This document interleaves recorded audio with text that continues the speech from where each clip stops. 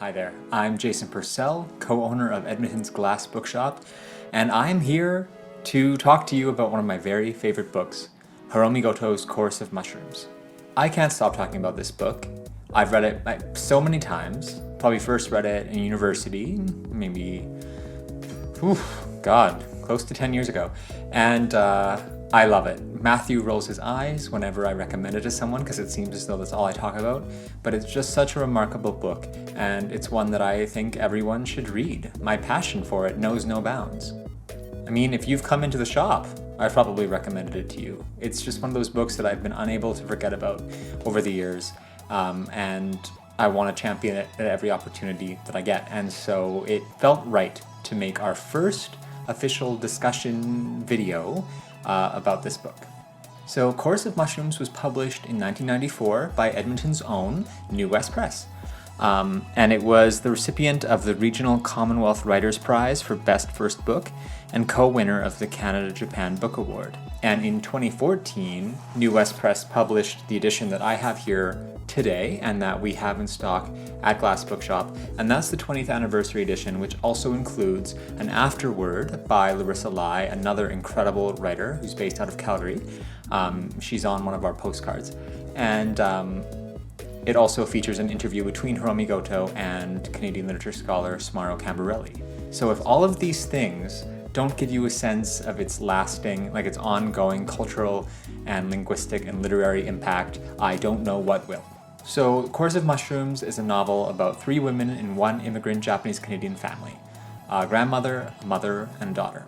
So the novel's narrated by Murasaki, the daughter, and she looks to her grandmother, who immigrated to Canada very late in her life, who is obviously still deeply enmeshed in her Japanese culture and language. She doesn't speak a word of English. She has just kind of been brought along with her daughter to Canada.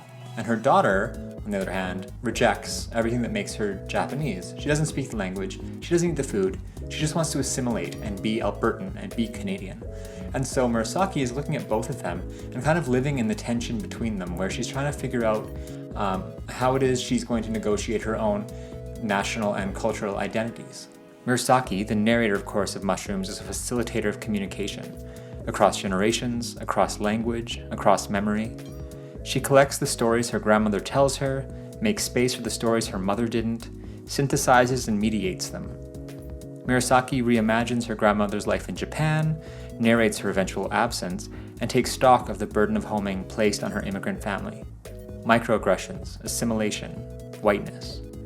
Murasaki pulls and shapes the story, and as the novel reminds us, these stories intertwine.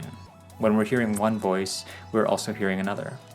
This novel is a beautiful exploration of family, particularly the relationships between women in a family, and about immigration, culture, food, memory, and language. It's one that I think every person should read and revisit, which is why I am talking to you about it so passionately right now. So don't forget that you can still get your copy from Glass Bookshop. You can order it at the link below, and if you live in Edmonton or St. Albert or Sherwood Park, we'll deliver it to you for free. And if you live elsewhere in Canada, we're also happy to ship. So thank you so much for watching. I really urge you to read this book. And I'll be back with you soon with another video. But in the meantime, don't forget to subscribe to the channel, like the video, share it with friends, comment below. Let's make this conversation happen. So again, thank you very much. I'll see you soon. In the meantime, take good care, stay well, and happy reading. Okay.